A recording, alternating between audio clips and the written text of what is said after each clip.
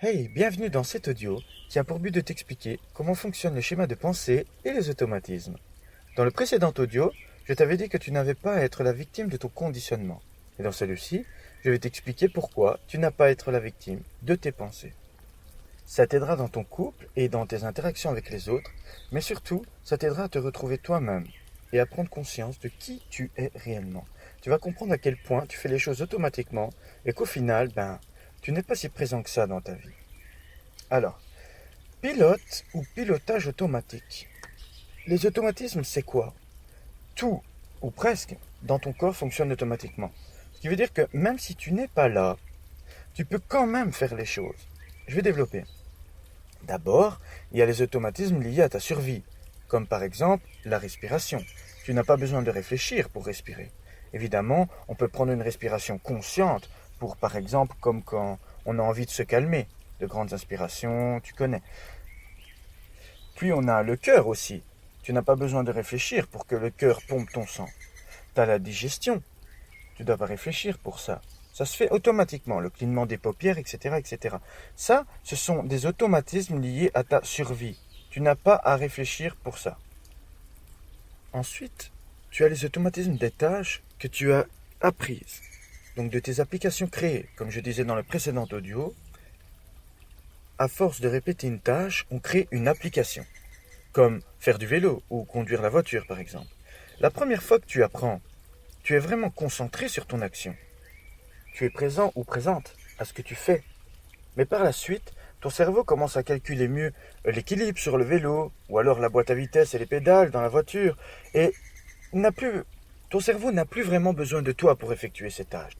Ça se fait automatiquement, ce qui va permettre que toi, tu puisses penser à autre chose pendant que tu conduis. L'exemple le plus repris, c'est quand tu vas d'un point A à un point B avec ta voiture et que tu ne te souviens pas du trajet. À ce moment-là, tu t'en souviens pas parce que tu étais sur ton écran intérieur et tes automatismes ont conduit jusque-là. C'est cette application créée que tu as créée, donc apprendre à conduire, qui t'ont conduit au point B. Et toi, tu n'étais même pas là, tu regardais la télé sur ton écran intérieur. Peut-être que tu pensais à ce que tu allais faire ou acheter, donc projection dans le futur, ou alors un souvenir, donc le passé. Bref, tu n'étais pas là. Juste avec ça, tu peux comprendre qu'à chaque fois que tu es sur ton écran intérieur, eh bien, tu es sur le pilote automatique dans ta vie à l'extérieur. Quand tu penses au futur ou au passé, tu ne vis pas ton présent. Le dernier type d'automatisme dont je voulais te parler, c'est le schéma de pensée dans les dialogues, que ce soit les dialogues internes ou externes. Si un enfant grandit avec sa maman qui a peur des araignées, par exemple, il est fort probable qu'il en développera la peur, et donc, quand il en verra une plus tard, il aura exactement la même réaction que sa mère. Il aura peur, il va crier, il va sauter partout, etc. Au contraire, si l'enfant grandit avec une mère qui possède des araignées, eh bien, il est fort à parier qu'il ne développera pas l'application de la peur, et pour lui, ses automatismes seront plutôt de la prendre en main et de jouer avec. Dans un cas comme dans l'autre, ça crée un schéma dans la tête. Eh bien, pour les dialogues, nos interactions avec les autres, c'est pareil. On répond avec nos automatismes.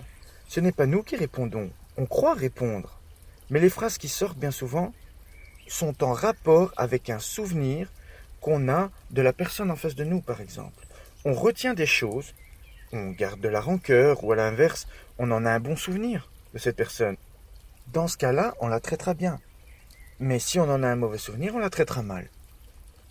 Alors écoute bien, tu n'es ni ton passé, ni ton futur.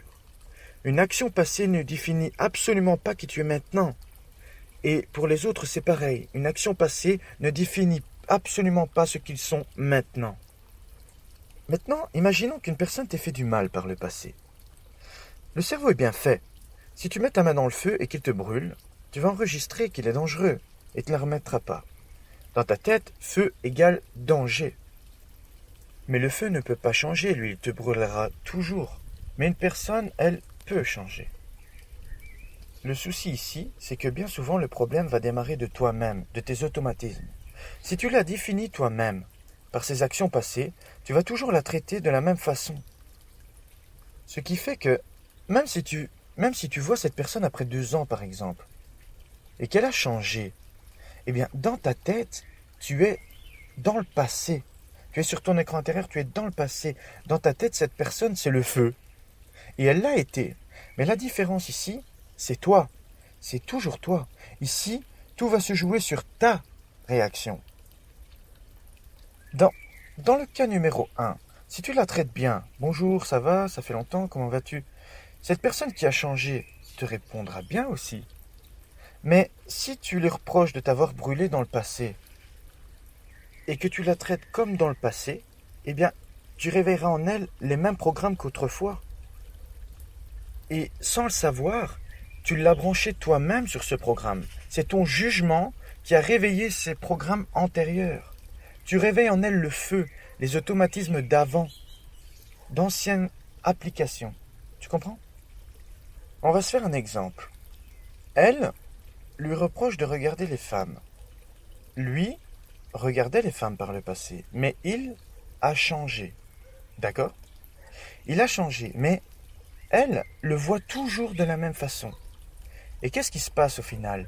Eh bien, elle le programme à regarder, car elle lui fait penser aux filles. Oui, tu regardes toujours les filles. Non, je ne regarde plus les filles. Lui sait qu'il a réellement changé. Il a changé.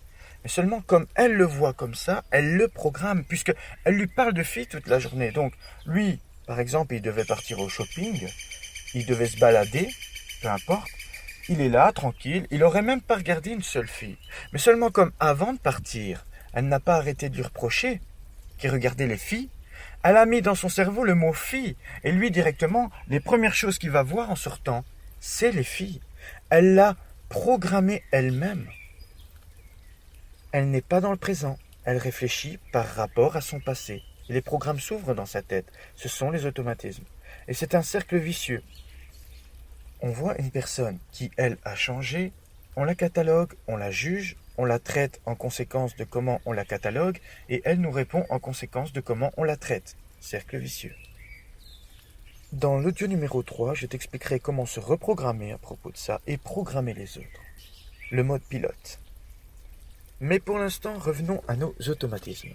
Alors, j'ai fait ici un dessin que je vais t'expliquer pour que tu retiennes mieux tout ce que je t'ai expliqué dans cet audio. Et quand un mauvais automatisme s'ouvrira, tu penseras à ce dessin. Car à lui tout seul, il représente tout ce que je viens de te dire. Alors, le dessin, il est simple. C'est une tête avec à l'intérieur du cerveau un tableau de commande avec plein de boutons. D'accord? Et un petit bonhomme à l'intérieur. Moi, je le vois comme une lumière, mais pour que ce soit plus représentatif, plus imagé et que tu retiennes mieux, eh bien, on va dire que c'est un petit bonhomme. Et dans ce tableau de bord, dans ce tableau de commande, dans ta tête, il y a 2 modes possibles là-dedans. Il y a le mode pilote et le mode automatique, comme je t'avais dit en début d'audio.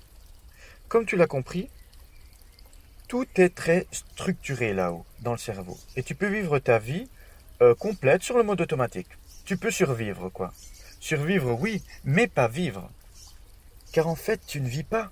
Ton petit bonhomme à l'intérieur, il dort. Tu vis pas à 100% les choses. Car quand tu conduis, tu n'es pas là. Quand tu manges, tu n'es pas là. Quand tu parles, tu n'es pas là. Parfois même, tu regardes la télé. Tes yeux ont même pas quitté l'écran. Et t'es même pas là. T'étais sur ton écran intérieur. Tes yeux sont devant l'écran, hein, pourtant. Et tu vois même pas le film. T'es obligé de rebobiner. Est-ce que tu avais conscience de tout ça avant d'écouter l'audio? Est-ce que tu avais conscience que tes absences, en fait, c'était quand tu étais sur ton écran intérieur et que ton corps fait tout automatiquement. Il gère tout dans ta vie automatiquement. Que ce soit les interactions avec les autres, que ce soit quand tu conduis, que ce soit quand tu manges, que ce soit n'importe quoi, ton corps, en fait, est capable de tout faire automatiquement. Il n'a pas besoin de toi. Et toi, tu es en train de regarder la télé à l'intérieur. Ou bien alors, le petit bonhomme est endormi.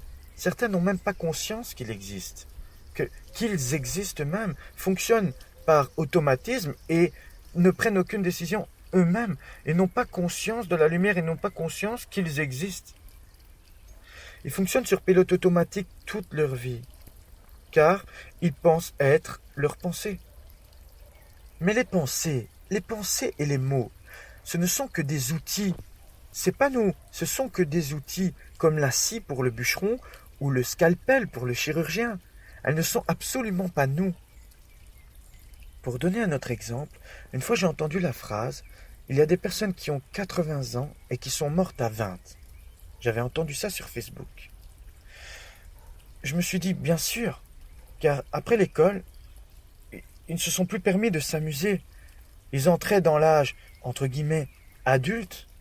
Je dis entre guillemets parce que pour moi, l'âge, ça veut rien dire. C'est vrai, pourquoi il faut qu'il y ait 3 tranches? Pourquoi il faut qu'il y ait enfance, adulte et vieillesse? L'âge, on n'a pas d'âge. On n'a qu'une vie, c'est tout. Il n'y a pas d'âge à mettre. Pourquoi avoir des tranches? Pourquoi, à l'âge adulte, je ne peux pas faire des choses que je faisais dans l'âge de l'enfance, comme du vélo par exemple? L'exemple que je vais te donner, c'est j'avais 25 ans et la plupart de mes amis allaient mal. Et moi, je me sentais super, super bien parce que j'allais faire du VTT dans la neige. Et je leur proposais tout simplement, viens une fois avec moi faire du VTT dans la neige. Quelque chose de si simple, très simple. Mais le conditionnement faisait qu'ils étaient entrés dans l'âge, entre guillemets, adulte, et qu'ils ne voulaient pas qu'on les voie à vélo. Ils ne voulaient pas qu'on les voie à vélo, ils voulaient qu'on les voie dans de belles voitures. C'est du conditionnement. Non, moi, je ne peux pas faire du vélo, je suis plus un gamin. Je n'ai plus un gamin. Ce tour à vélo les aurait fait se sentir beaucoup mieux. Bien sûr, ils pourraient dire, mes problèmes seront toujours là après le tour à vélo. Bien sûr. Mais c'est tellement thérapeutique. De un, ils auraient été dans le présent. Ils auraient vécu une belle expérience. Ils auraient joué, comme dans l'enfance. De deux, même si les problèmes sont toujours là, tu reviens vidé de ton stress et avec une nouvelle énergie pour affronter tes problèmes. Ils s'empêchent de faire du vélo. Conditionnement. Pour voir les ravages de ce conditionnement, il suffit d'aller voir dans une école primaire. Si vous allez voir dans la cour d'une école primaire, vous allez voir des enfants qui courent, qui crient, qui jouent, tous avec le sourire. Et si vous vous retournez et que vous entrez dans le building en face, vous n'allez voir que des travailleurs, le dos voûté, comme des zombies, complètement conditionnés. Je généralise bien sûr. Il y a des gens qui s'amusent au travail. Tout le monde n'est pas pareil. Mais si on est sur pilote automatique et qu'on se laisse bouffer par son conditionnement, voilà ce qui arrive. J'ai un autre exemple du même type. Il y avait une personne qui m'est chère, qui vivait tous les jours la même chose. Elle était déprimée tout le temps. Et à qui je disais toujours, viens, on va à la piscine. Tes pensées vont s'éteindre et tu seras dans un bien-être incroyable. La réponse a toujours été la même. Non, je suis trop grosse. Je suis trop gênée. Ses pensées lui disaient, attention, regarde les autres. N'y va pas, tu vas être gêné. Tu n'es pas dans la norme. La norme, c'est du conditionnement, les amis. On vous fait penser et vous pensez, inconsciemment. On vous a appris que grosse, c'était pas normal. À l'époque, rousse, c'était pas normal. Se laisser pousser la barbe, ce n'est pas normal. Moi, j'ai de la barbe. Ça pousse sur mon visage. C'est la raser qui est un conditionnement. L'humain range tout dans des cases. Il faut avoir ce poids-là, idéal. Il faut être comme ça, il faut être comme ça, il faut être comme ça. Alors il n'y aura plus de différence. On est tous fucking différents. Il n'y a pas deux personnes qui se ressemblent. Et pourtant, tout le monde veut se mettre dans le même lot. Tout le monde veut se mettre dans le même moule, dans la même race, dans la même façon de penser, dans le même conditionnement. Mais qui dit conditionnement dit limite. Il n'y a pas de limite. Quand c'est le conditionnement qui parle, vous êtes branché sur les pensées inconscientes. C'est automatique. Vous n'êtes pas là. Parce que si vous serez là, il n'y aurait pas de conditionnement. Vous profitez de rien. Un autre exemple, vous travaillez toute l'année. Vous allez en vacances. Votre corps est au soleil et votre moi, votre lumière, votre âme, elle est enfermée au placard. Alors, quand vient le moment de repartir, Ah non, déjà, quelqu'un qui est tout le temps dans son écran intérieur et qui n'est présent que 10 minutes par jour, sur 2 semaines, on fait x15, ça fait 150 minutes. Il a été conscient, même pas 3 heures sur ces 2 semaines de vacances. Même pas 3 heures qu'il a été conscient. Toujours sur son pilote automatique. Alors que quelqu'un qui est présent, non seulement il est conscient pendant les 2 semaines, donc pendant 360 heures, l'autre gars, il doit partir en vacances 120 fois 2 semaines pour atteindre ça. 120 fois 2 semaines pour atteindre les 360 heures que l'autre a eu en pleine conscience juste en 2 semaines. Mais en plus de ça, le gars qui est conscient ou la fille qui est consciente, il savoure ses repas, il savoure l'odeur, il savoure le goût, la texture, la caresse du vent sur son corps, le soleil sur sa peau, l'eau, etc. Tout. Il pense à des choses positives, il respire consciemment, ça fait du bien. Enfin, voilà l'importance de comprendre que tu n'es pas tes pensées. En fait, tu n'es pas quelque chose. Tu es tout court. Tu vis tout court. Tu n'es pas tes actions du passé. Tu ne dois pas t'identifier. Peu importe que tu aies eu un passé difficile, que tu aies grandi sans père ou sans ta mère, ou peu importe les problèmes du passé, ce ne sont pas tes problèmes actuels. Ce ne sont plus tes problèmes. Ça n'existe plus. Ça n'existe plus. Ce n'est qu'un fragment de pensée dans ta tête. Ce ne sont plus que des images que tu te repasses dans ton écran intérieur. Tu n'as plus besoin de ces images. Ne t'y accroche pas. Ne t'identifie pas à elles. Ne te donne pas d'histoire. Tu n'es ni ton passé, ni ton futur. Tu es tout court. Tu es ici et maintenant. Tu es sans image mentale. Ne donne pas non plus d'histoire aux autres. Car un jour n'est pas l'autre. Un jour tu vois une personne, 2 semaines après, ce n'est plus la même personne. C'est toi qui crées ton monde. La personne va être comment toi tu la vois. Elle va réagir en conséquence de tes réactions. Mais ça, je te l'expliquerai dans le 3e audio. Si tu prends une personne que tu comptais cataloguer, si elle a perdu sa mère ou si elle a gagné au loto, elle n'aura pas du tout la même réaction ce jour-là. Elle peut être triste comme elle peut être gentille comme elle peut être méchante. Tout dépend de sa journée. Mais quoi qu'il arrive, toi, tu ne dois pas juger ce que tu vois. Tu dois toujours contrôler le résultat que tu as en face de toi. Et ça, je te l'expliquerai. Ce qui compte pour toi, c'est que tu te branches sur une énergie positive. Peu importe ce que t'envoient les autres. Souris, regarde les gens et branche-toi et envoie du positif. Un autre exemple où tu ne dois pas écouter ta pensée, c'est par exemple quand tu as une facture et que tu sais que tu ne pourras pas la payer. Eh bien la machine va ranger ça dans les tâches à accomplir, dans les tâches à résoudre. Elle a une tâche à résoudre et donc elle est constamment dans le stress tant que ce n'est pas résolu. Toi, en fait, tu es éteint à l'intérieur. Ou plutôt, tu subis la pensée, car la machine doit encore résoudre le problème et il y a des problèmes comme ça tous les jours. Et ça s'accumule et au final, tu es éteint. Car comme ce sont des tâches à accomplir, tu t'en inquiètes trop. Tu n'as plus le temps pour les tâches que tu aimes, comme le vélo par exemple. Et au final, tu n'es pas activé, tu n'es pas présent, tu te ressasses sans cesse sur ton écran intérieur les problèmes à résoudre. J'ai pris les factures, j'aurais très bien pu prendre des problèmes de travail ou n'importe quoi, des problèmes de couple. Tu te ressasses sans cesse des problèmes.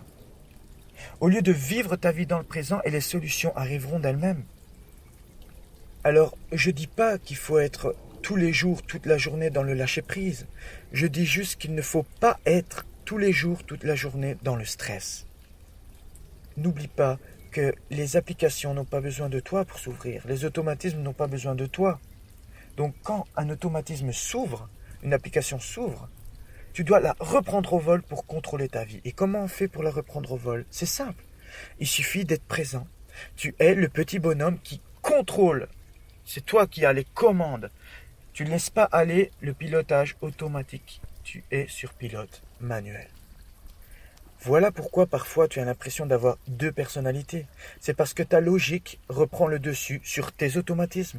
Parfois c'est toi qui parles, Parfois, c'est eux.